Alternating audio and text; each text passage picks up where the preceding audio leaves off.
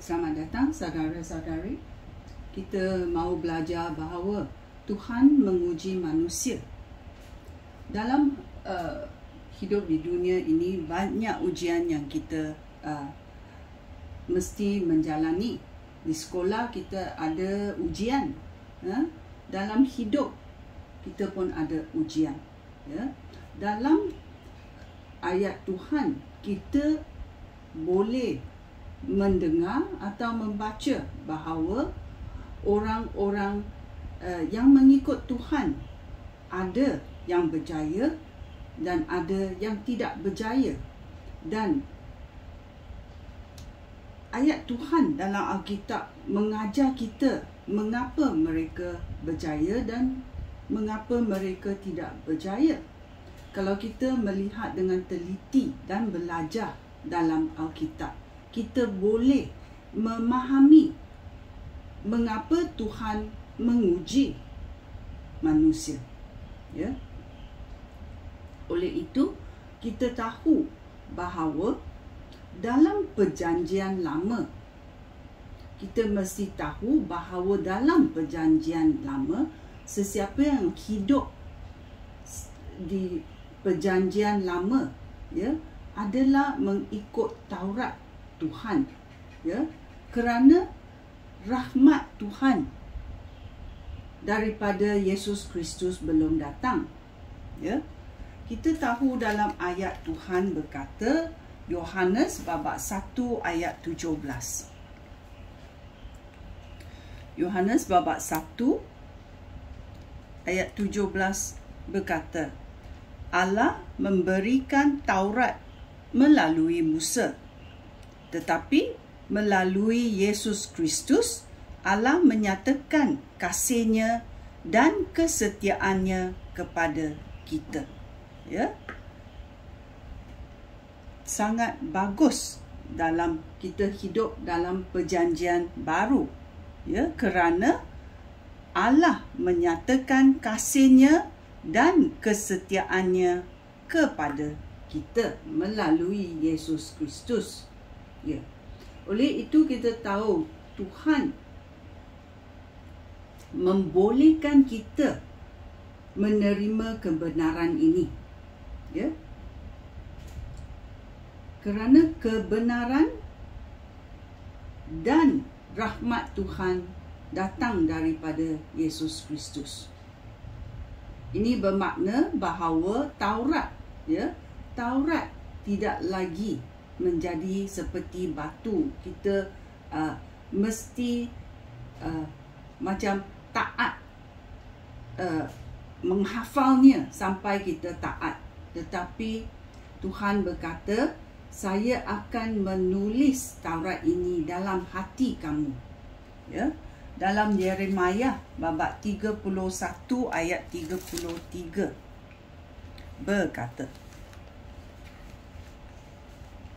inilah perjanjian baru yang akan aku buat dengan umat Israel. Aku akan menyimpan hukum aku dalam batin mereka dan menulisnya pada hati mereka. Aku akan menjadi Allah mereka dan mereka akan menjadi umat aku. Kalau kamu menerima penyelamatan Yesus Kristus, kamu menjadi umat Tuhan.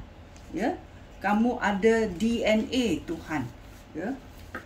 Oleh itu kita tahu ayat Tuhan. Kalau ayat Tuhan benar, kita ikut ayat Tuhan. Kerana Roh Kudus Tuhan akan memberi kita kebenaran itu. Dalam Roma babak 8 ayat 2 sampai 4 berkata,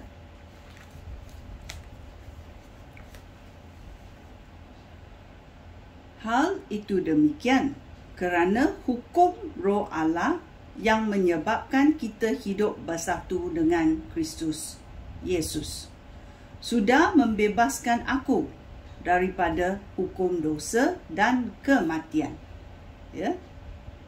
Perkara yang gagal dilakukan oleh Taurat kerana tabiat manusia lemah.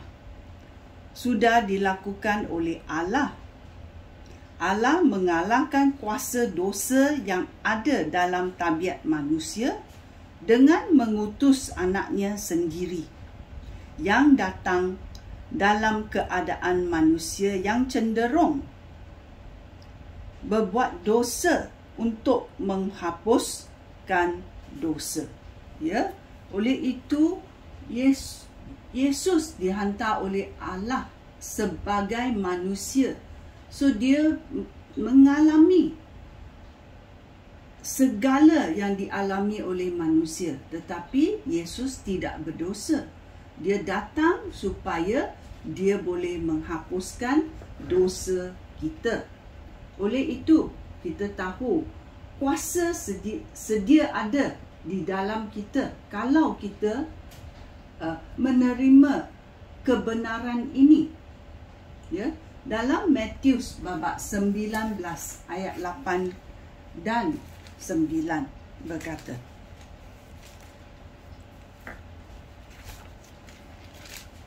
Matius babak 19 ayat 8 berkata, Yesus menjawab, Musa membenarkan kamu menceraikan isteri kerana kamu terlalu suka diajar, kerana kita degil, ya. Tetapi sebenarnya bukanlah sedemikian pada mulanya. Ketahuilah, sesiapa menceraikan isterinya kecuali kerana perzinaan, orang itu berzina. Jika dia berkahwin lagi dengan wanita lain, dia berzina juga. Ya, hanya bila kematian berlaku mereka bebas. Ya. Oleh itu kita tahu ayat Tuhan dan kita tahu kebenaran Tuhan. Tuhan tidak suka orang bercerai, ya, tetapi hati manusia keras. Ya, hati manusia keras. Oleh itu dalam Perjanjian Lama, Musa membenarkan orang, ya, bercerai kerana hati manusia keras. Ya. Dalam Ezekiel babak 36 ayat 26 berkata,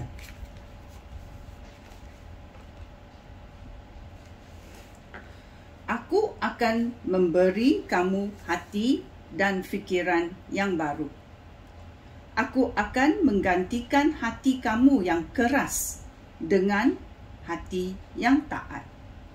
Aku akan mencurahkan roh aku ke dalam hati kamu agar kamu menurut hukum aku dan melaksanakan semua perintah yang telah aku berikan kepada kamu. Lalu kamu akan tinggal di negeri yang kuberikan kepada nenek moyang kamu. Kamu akan menjadi umat aku dan aku akan menjadi Allah kamu. Ya.